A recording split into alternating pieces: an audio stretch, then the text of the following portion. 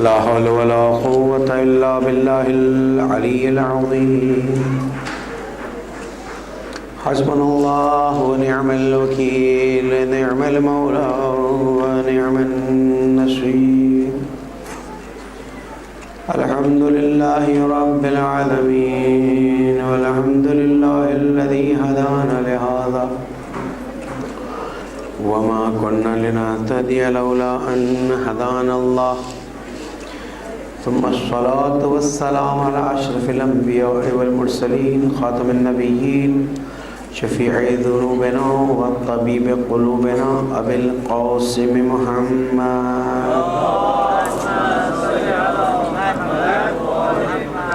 وعلى أهل بيته الطيبين الطاهرين المعصومين المظلومين الذين أذهب الله عنهم الرجس وطهرهم تطهيرا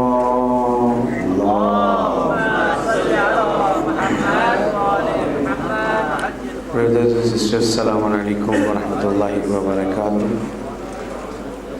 We have been discussing on the topic of realities and virtualities of the present day.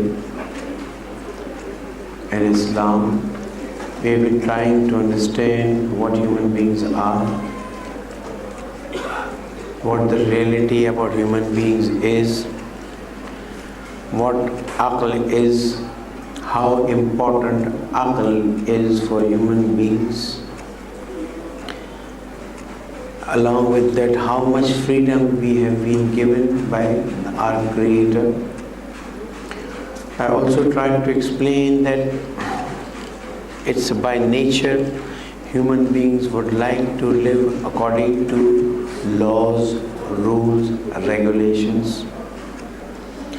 And if you remove these rules and regulations and laws from your life, the life will become very difficult.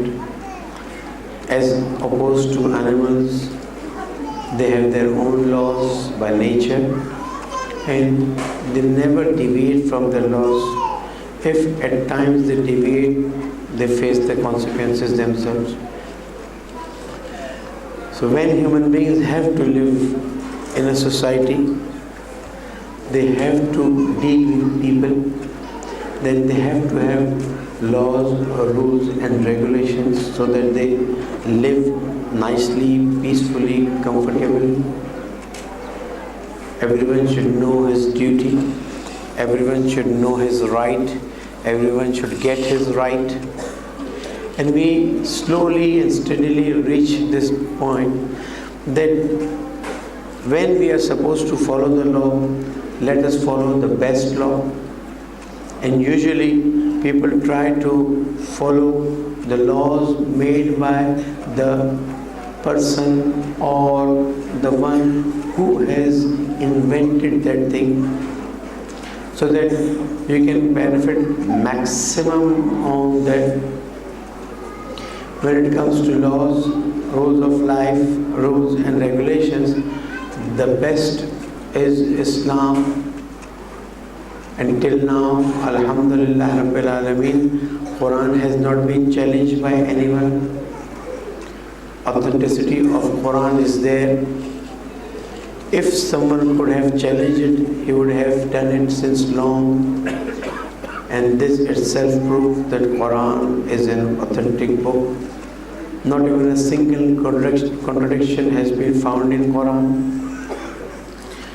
Not even a single false statement has been found in Quran. But then the discussion started. The reality is that Quran is a mu'jiza from Allah subhanahu wa ta'ala for Prophet Muhammad Mustafa sallallahu alayhi wa alihi wa sallam. And yesterday I reached this point that Islam being deen of aql, Islam being the supporter of ilm, the supporter. That is why the first ayat say like that, as I've spoken yesterday. That is why we see The whole book has been left by Allah subhanahu wa ta'ala through Prophet for the guidance of human beings. Why? Because Allah subhanahu wa ta'ala knew that in future, aql of human beings will become perfect, go towards perfection, and they will need guidance. They will need guidance from the Creator, and the best way is to keep a book for them so that they can get the guidance in the best possible way. But because the book is a complicated book, the book has a lot of technicalities. That's why Allah subhanahu wa ta'ala blessed us with those who really understand the book. Man indahu ilmul kitab, those are Ahlul Bayt alayhimus salam. And it's a blessing of Allah subhanahu wa ta'ala that Ahlul Bayt alayhimus salam have guided us in the best possible way. But then the question rises that why people are not coming towards deen so easily, especially why they are not coming towards Islam comfortably. And what has gone wrong in these days that people are staying away from such a nice deen? And I explain you that because before Islam, the Christianity had taken over most of the part of the world. And with the passage of time and after the Renaissance, the Christianity was not ready to accept the facts, the scientific research, the results they got from their research. There was a very big, very tough discussion between those who were doing all these researches and between those who were leading the churches. They forced these people to keep quiet and not to speak against the beliefs of Christianity. With the result, people decided they want to have a faith, so they continued with Christianity as faith, but just up to the rituals. When it came to their practical life, they started living a different life, and then the so-called philosophers came in, jumped in and said that, okay, as far as the faith is concerned, Christianity may be your faith, but as far as your life is concerned, you enjoy your life. You do everything for your enjoyment. You earn, you live. It's all supposed to be for enjoying the life. As Quran says that some people say, in hadhihi illa hayatuna dunya nuhyi wa numit. There's nothing except this world. We live in this world and we shall die in this world, and nothing is going to happen. I have given you the example that if it is proved that there is no life after death, if human beings become sure that there is nothing except this world, they will go mad. They will not have anything to do.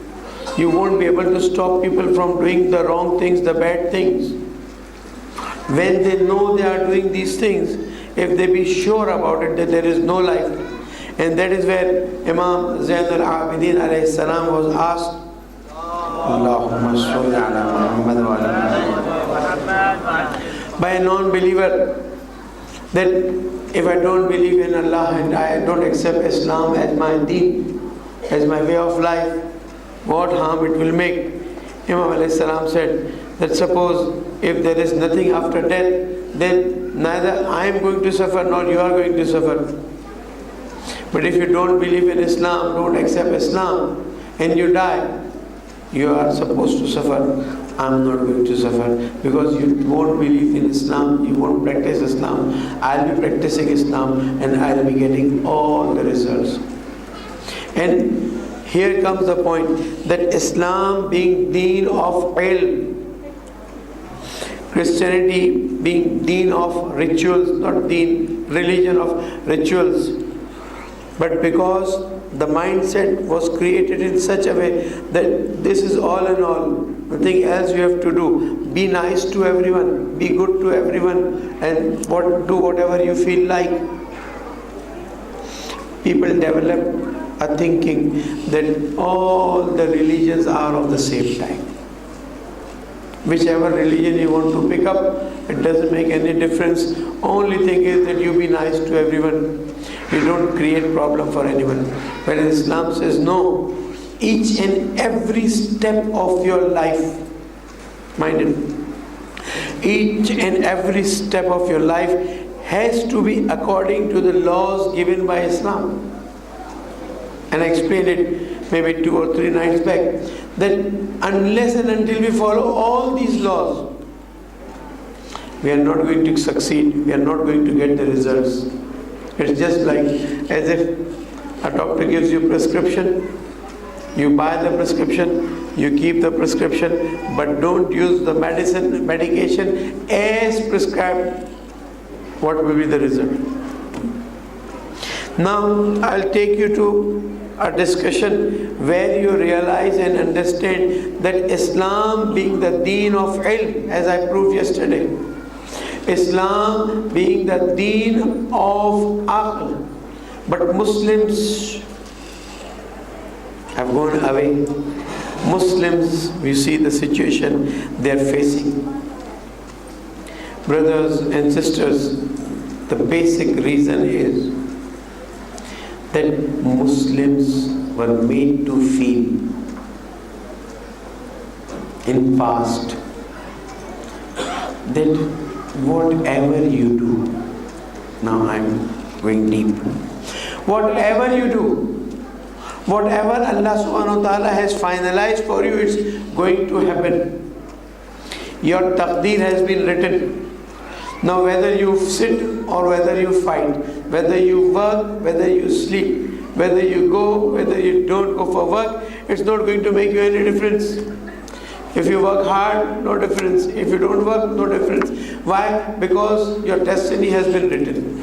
Here comes the point. Whereas Quran says, لَيْسَ لِلْإِنسَانِ إِلَّا مَا سَعَى. There's nothing for human beings except for which they strive, except for which they work hard. And if we had been predestined, then the day of judgment would have no meaning for us. If everything had been finalized by Allah subhanahu wa ta'ala, from where this thinking was brought in? This thinking was brought in from the days of Khilafat of beginning. That when people were objecting, this is wrong, this is wrong, this is wrong, they said, whatever you say, the Khilafat has been finalized by Allah subhanahu wa ta'ala, predestined by Allah subhanahu wa ta'ala, so you can't say anything, you cannot change. People used to object. The answer was no need of objecting, because it's all from Allah subhanahu wa ta'ala. Even today, I'm sorry to tell, the brothers of Ahl Sunnah have this belief that whosoever takes the power, whosoever controls, he is Wali Amr Muslimin. And I was in Makkah for Hajj. Allah Ta'ala blessed me. And I was in Masjid al-Haram for Friday prayers. I always join Ahl Sunnah brothers for prayers wherever it's possible. And the Imam of Kaaba continuously spoke about sabr and sabr and sabr, and I was surprised at how much he's speaking about sabr. And then I came to know, and then he said, please have sabr because of the death of Naib Wali al-Amr al-Muslimin, the second to the king had died few days back. So he was saying that have sabr, your Naib of Wali al-Amr al-Muslimin had died. And then he continuously praised King Abdullah, saying he is Wali Amr Muslimin. Now you see where the thinking has been taken, that they have decided that whosoever controls, if Hosni Mubarak is controlling Egypt, he is Wali Amr Muslimin. If Ziaul Haq is controlling Pakistan, he is Wali Amr Muslimin. If Asif Zardari is controlling Pakistan, he is Wali Amr Muslimin. And according to their books and beliefs, and they have quoted so many hadiths from Prophet that unless and until you completely obey Wali Amr Muslimin, you will be thrown out of Islam. Now you understand? This thinking of being predestined made Muslim think that whether we study or don't study, we work or don't work, we strive or we don't strive, we do jihad, we don't do jihad, whatever we do, it's going to be the same thing what Allah has decided, so why to work? If today I prove for you that whatever you do, you come for Majlis, you don't come for Majlis, you do ibadat, you don't do ibadat, you work, you don't do work, whatever is going to happen, is going to happen. And that is why many Ahl Sunnah scholars have said that Imam Hussain alayhi salam was martyred because Allah wanted Yazid to kill him. Na'udhu billah min dhalik. Why? Because it was predestined. Yazid had no fault, no mistake. It's there. Don't be surprised. So this thinking was brought and infused, and that is why we see when all these prisoners were taken to Damascus in the courtyard of Yazid, and Yazid said, did you see what Allah did with you? You know what he meant? He meant that all this is predestined by Allah subhanahu wa ta'ala and we have nothing to do with it. It's not our mistake. Allah subhanahu wa ta'ala got Na'udhu Hussain killed. Now you think that if we develop this ideology, we will stop working. Why should we work? Why should we go for education? Why should we go for research? Why should we go for this with this? That thinking was developed and masses were Ahl Sunnah, so they followed that thinking, whereas Imam Masumin alayhi salam forced mu'minin and said, Laysa lil insan illa ma sa'a. Or that ayat which says, Inna Allah la yughayyiru ma bi qawmin hatta yughayyiru ma bi anfusihim. Allah subhanahu wa ta'ala does not change the destiny of any nation unless and until the nation itself is ready to change its destination. At times we do criticize West. We do criticize the way they are dealing.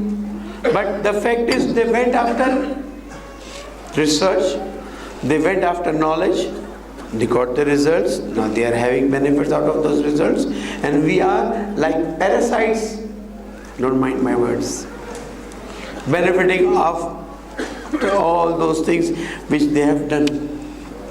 They have worked, they have put time. If you go to West, of course this is also considered as part of West, but not so advanced.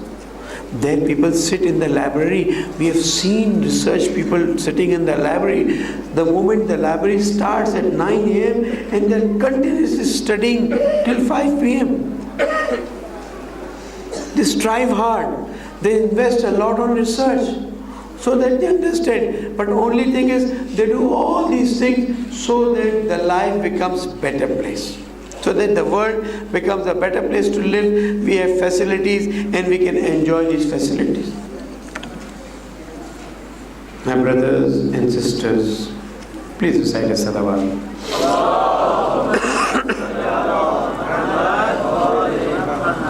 It's always requested that if you people could kindly come slightly forward. Everyone moving 3 steps forward, just like that only. It will be very nice of you.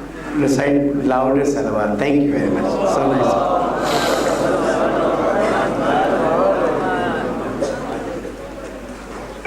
One more salawat.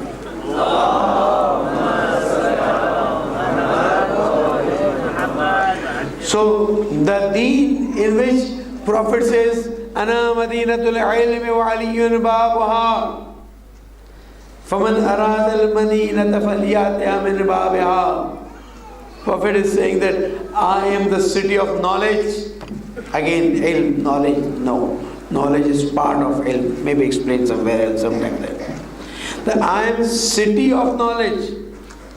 It means that if you want to have ilm, come to me.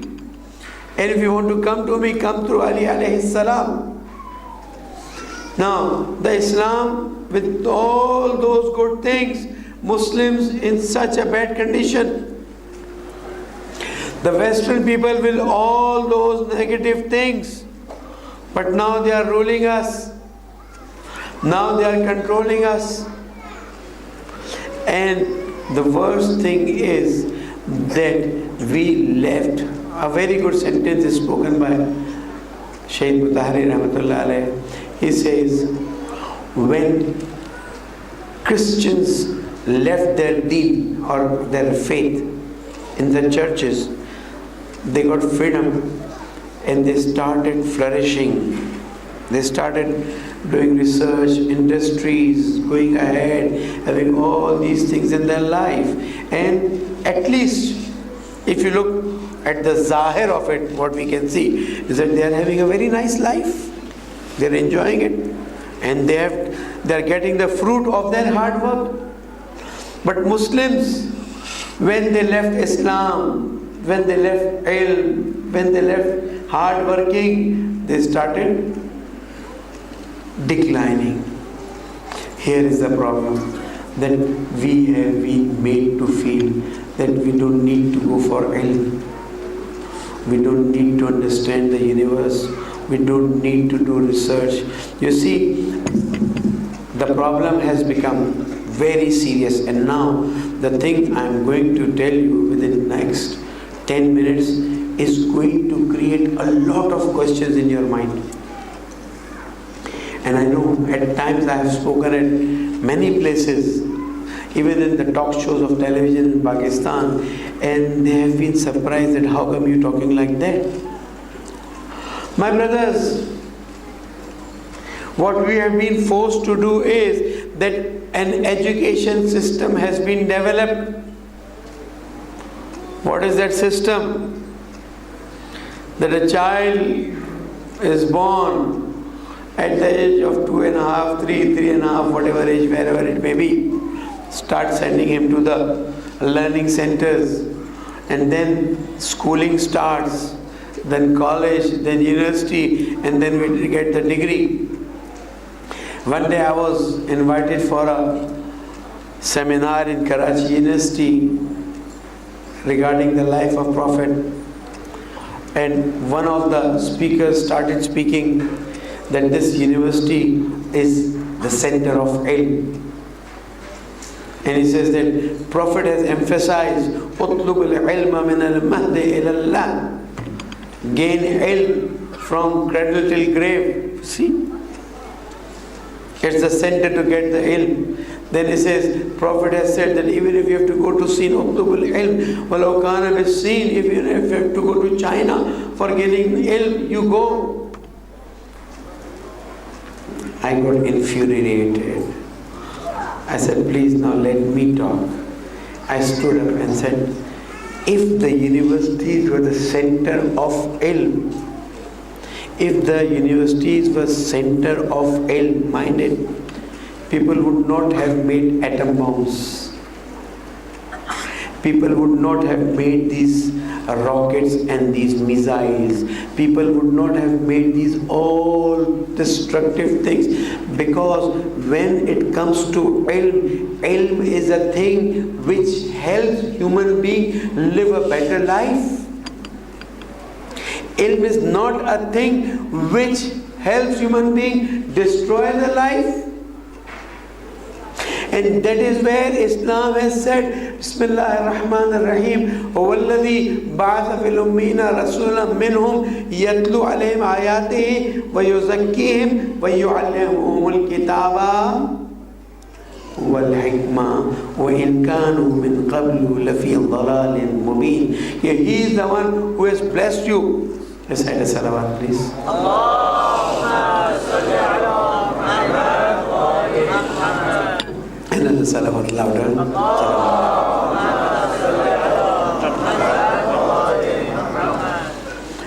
Allah subhanahu wa ta'ala has sent Prophet among the illiterates or Ummiyin. Yatlu alayhim ayatihi, so the signs of Allah could be explained to people. وَيُزَكِّيهِمْ, their ruh may be polished, tazkiyah nafs, and then يُعَلِّمُهُمُ الْكِتَابَ وَالْحِكْمَةِ. But what happened? The educational institutes took up the system of education and left the system of tazkiyah nafs. Knowledge without tazkiyah nafs means a person having power without having any feeling for human beings. All the human beings have been tuned, minded what I am saying, and I am ready to accept any mubahala or any munazira on this discussion, that our life has been tuned in such a way that now we cannot even think out of it. They developed the system of education not for the betterment of human beings, but to run their industries. They developed a system that everyone should study a limited amount. Why 3 months holidays? What's the need? Schools, colleges, universities, they are having 2 months holidays, 3 months holidays. And if you calculate every day, it's merely 2.5 hours that they teach you. If I had the whiteboard, I would have given you the calculation that if you go calculate how many hours you are in the institute, whether school or college or university does not make any difference, how many hours you are there, going and coming, how many classes are taken over there, and how much information is passed, everything is controlled. With the result, you come out with a degree, IT, commerce, medicine, arts, architect. If you ask him about any other thing, he says, oh, I'm sorry, I don't know anything. Rather, they have made specializations.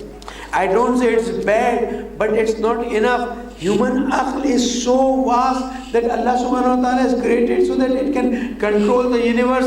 Now they have controlled the human aql and they have made it in such a way that they don't think here or there, they just get the degree. When they get the degree, now they know that either they will be serving in this institute or in this industry or in this firm, and he will pass his life, he will earn. So the degrees have become a source of getting jobs, that's all.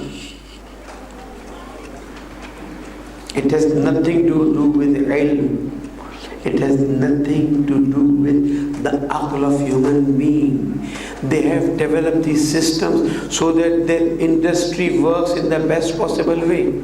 They have developed this system so that they get maximum human power for their industries. If you stop getting degrees, how they will run their industries?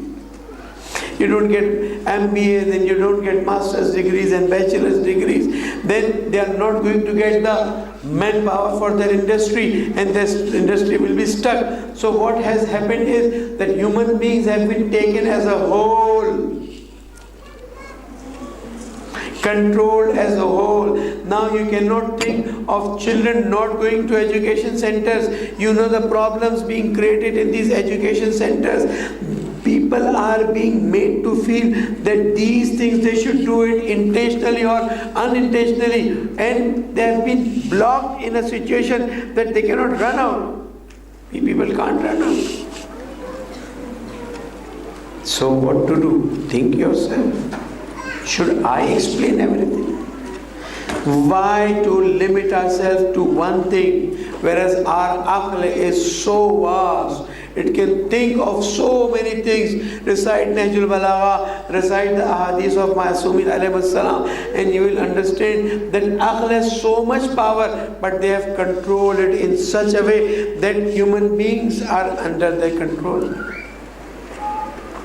Anyhow, we have to think over it.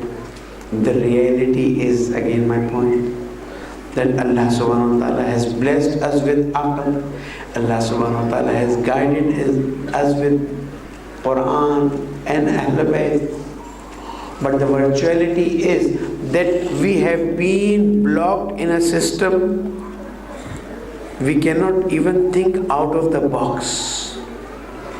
I know many of you must be confused and maybe thinking, how come he's talking like that? But when I give you the reasoning, you will understand that we have been made to be in this only. In our life cycle, our children will come, they will also do. You cannot think of doing anything else because the systems have been made in such a way.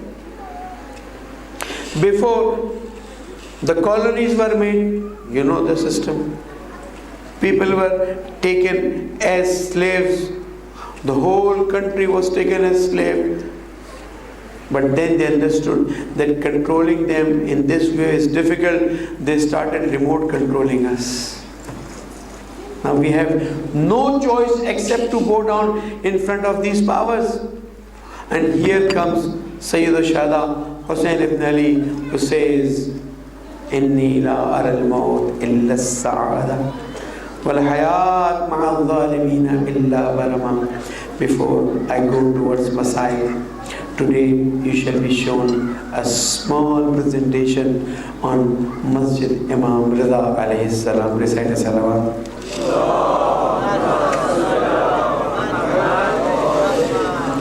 Brothers and sisters, when I landed in New Zealand and I came to the center, I saw some of the photographs of the masjid, maybe designing of the masjid, and I was happy to see.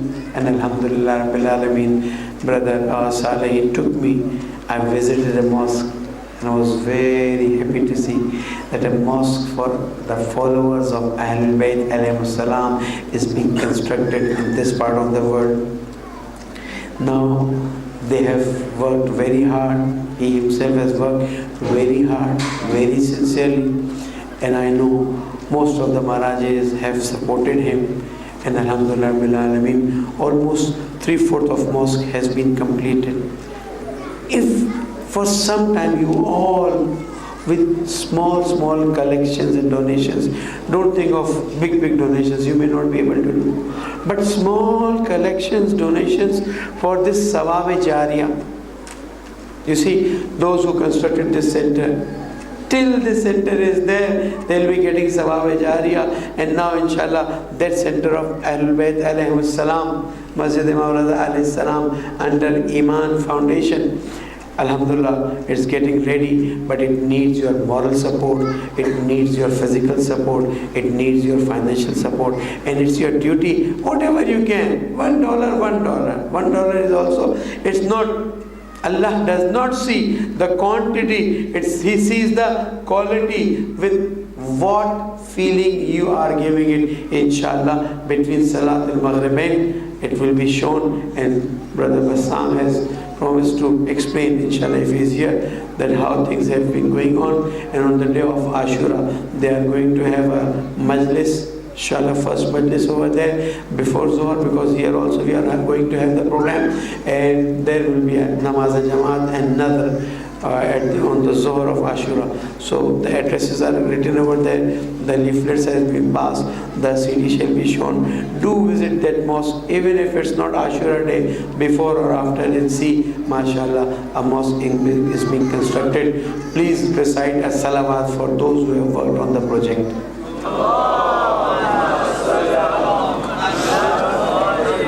I will also try my best to find support for the project, but you people also try. Pass the message, tell people. Now, your duty is to inform. As-sayu minni wal itmam min Allah. Assalamu alayka ya Aba Abdillah.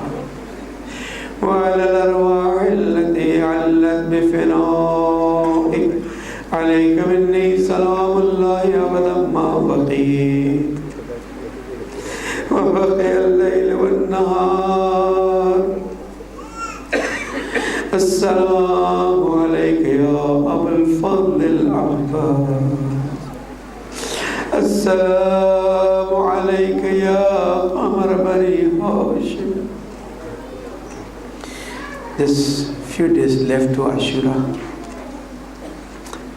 It said that it was almost 7th of Muharram, when the camps of Imam alayhi salam were removed from Nahal. Allah.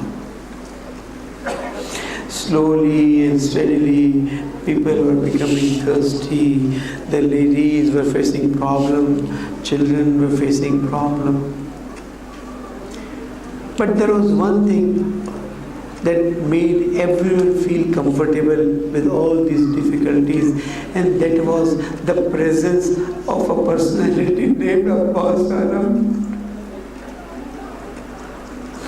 Whenever Hazrat Zainab used to feel sad, he used to call his brother Abbas, come here, let me see your face. Whenever Fatima bintul Hussain used to feel sad, he used to call her, oh, come here. I know you have a lot of hajat, so let's go to the door of Abul Fadl Abbas tonight and ask him, Abul Fadl Abbas, don't leave us just like that. Help us out. One day, it might have been the end of the 7th day or maybe 8th day, when Imam alayhi salam called Abbas, go and fetch water. He might have brought water, but then the amount of water brought was so less that everyone could not be fetched with water. Now you imagine the day of Ashra, when children were thirsty. Everywhere it was this slogan of Al-Atash, Al-Atash, Al-Atash. And we see that everyone was looking towards Abbas alayhi salam. He might be able to bring some water. Hazrat Abbas was not having intention of bringing water. Only thing he wanted was that may Imam Hussain allow him to go and fight and kill these Yazidi people. Because Hazrat Ali salam got married to the mother of Hazrat Abbas, so that when the day comes when Hussain needs the help, Abbas is there to help Hussain alayhi salam. But now Abul Fazl used to come help Imam Hussain to pick up the dead bodies. But again and again he used to say towards the Imam, please allow me. And Imam used to turn his face away. It was almost before Asra Ashur, when Imam alayhi salam called Abbas, oh Abbas, you want to go and fight, you want to go and kill these people, but these children are thirsty, what will you do? These children want water, what will you do? It is that Hazrat Abbas went, took that mashkis of Hazrat Sakina Salamullah alayha, started going towards Nahal Faraz. He went there, he filled his mashkiza with water. It is then that he picked up some water also, but just looked at the Khayam of Hussaini and threw it down. He was coming back. Someone said, oh, don't let this water reach the Khayam of Hussaini. Don't let this water reach the children of Hussain. Everyone started attacking Abbas. A time came when Abbas al-Amdar, both the hands were cut. I don't know how he would have come on the earth. Azadar, at the end, what happened? Sakina bintul Hussain, when he saw Abbas Ammu is coming, he told children, oh children, come on, water is going to come, your thirst is going to be quenched. But a time comes when she sees that alam has fallen down. Then she says, oh children, I am so sorry. We thought that Abbas al-Amdar will be able to bring water, but afsos, he could not bring water for us. Inna lillahi wa inna ilayhi raji'un. Matam Hussain. Ya Sayyadi Ya Abbas Ya Abul Fadl Abbas Ya Sayyadi Ya Abbas Ya Abul Fadl Abbas.